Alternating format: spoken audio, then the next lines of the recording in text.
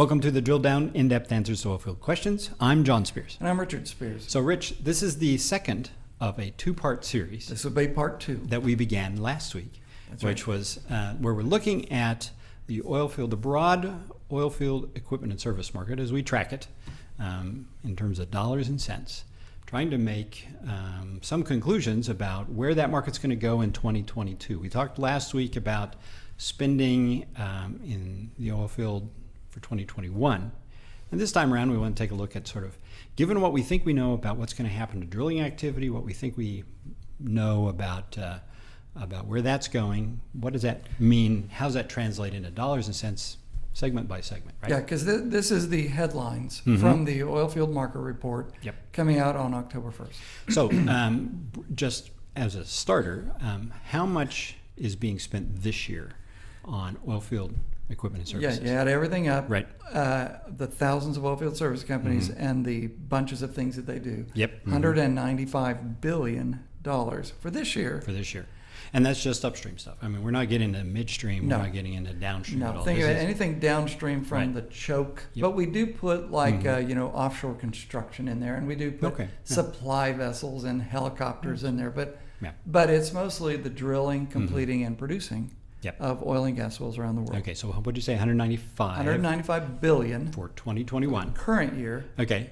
Next year. Total number, what's that look like? 210. Okay, so up 6-7%, it looks like. Yep. And if you were going to handicap it, because you have just put out your drilling forecast. Yes. And we're tweaking this a bit before we release it in a week or two. Right. But I think that if you look at a growing market, if you look at our 25-year history of putting out the OMR, that in a growing market, we tend to be a little conservative. Oh, okay. In a growing market, if we say it's going to grow at 10%, there's a greater probability that it actually grows at 15 than it grows at 5. Okay, I got you. So why do you think that is? I think I know an answer, a reason that applies to irrational spending patterns by oil companies. They're just generous. Here, have another. Have some more money, Schlumberger. Well, one of the things that often happens, because what that's driving activity higher is asset utilization is rising, and so the suppliers can pass through, ask for and receive some kind of price increases. Yeah. And that's very difficult for us to know how that's working its way through the system. And we have an entire team in the United States looking at prices of products and services in the oil field. We have a very robust process. Yeah. But outside the United States, where 2/3 of the spending is, it's a private contract between two parties. Right. And there's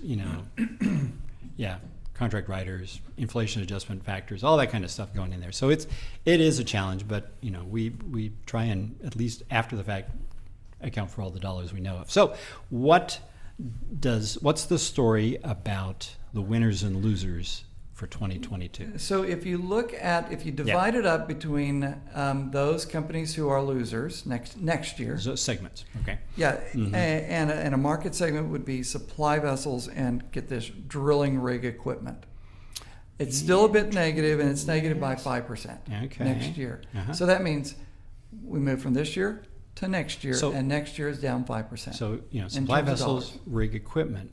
But I think they're linked because so much of the rig equipment market is tied to offshore rig activity, and component parts, not necessarily new offshore rigs, but component parts and things like that. So if offshore drilling is a soft market, that kind of makes sense that both supply vessels and rig equipment are going to feel the effects. So we have an offshore contract drilling market that next year on a dollar basis is going to actually grow. Yeah.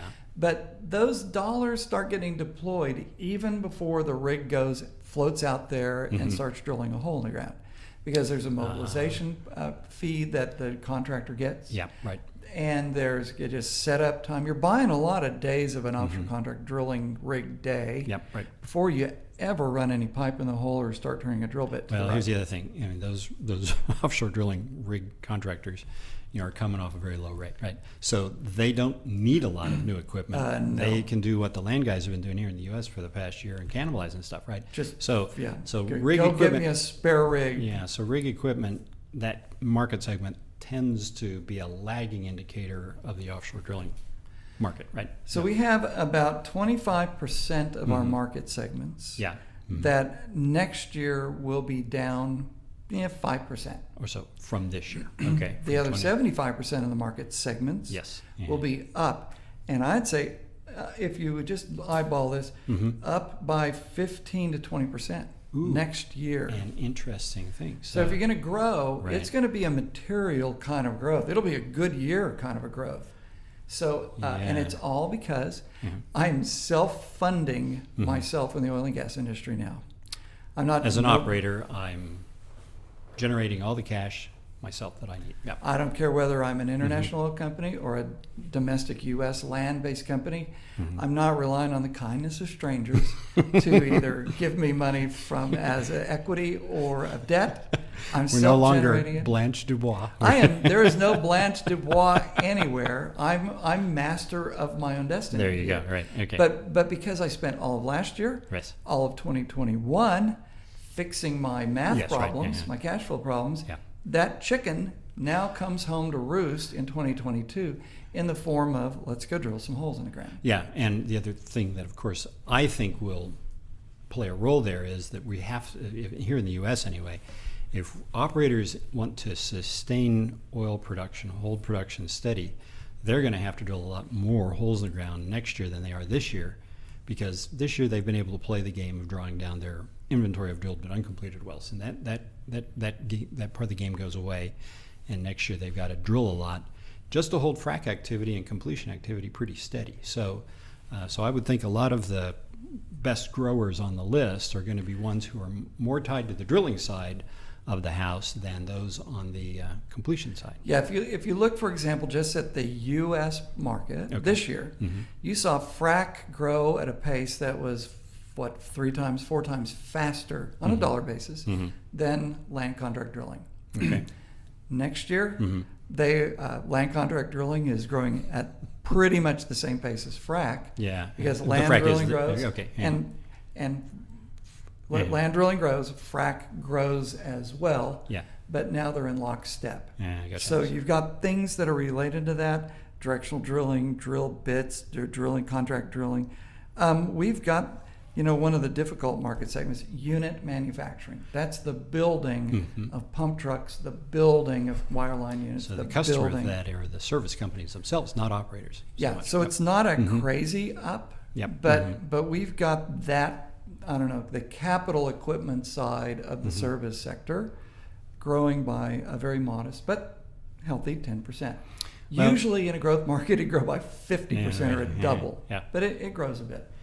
Well, all good, I suppose, right? There's Is there any downside to this? I mean, the other thing that I think of is that some of our operator friends may be having to pay somewhat higher prices to get their jobs done as we get further into the up leg of this. I'll call it a cycle. Can you imagine any of these 32 market segments where the price of a unit of something goes down next year? Goes down next year? Hard to see that. No. Yeah, hard to see that. I mean, steel prices have their own little world that they live in because it's, I think, tied to craft. And that affects a pipe, that affects production equipment, that affects a lot of things, And a shout out to Kurt Minnick with Pipe Logics. He does a lot of in-depth research in that area, and so if you're worrying about or thinking about the world of pipe, go to Kurt Minnick about that. Yeah. But it's next year. It's being teed up as about as good a year as you would see, and a return to growth in most sectors. And even in those areas where it doesn't grow, you're kind of okay. Because, for example, an area that doesn't necessarily grow next year is subsea equipment. But subsea equipment didn't really fall all that much. Okay. So it's this really steady market, kind of like artificial lift, where every year it kind of does okay. There's some squirreliness in a quarter to quarter. Yes. But on a year-to-year basis, it's almost bulletproof. Right. Okay. Well, certainly there are leading indicators and lagging, indicators in these market segments. Some go up earlier than others, which follow several quarters behind, and then when they roll over, they don't roll over all at the same time. So this is still the case. It is.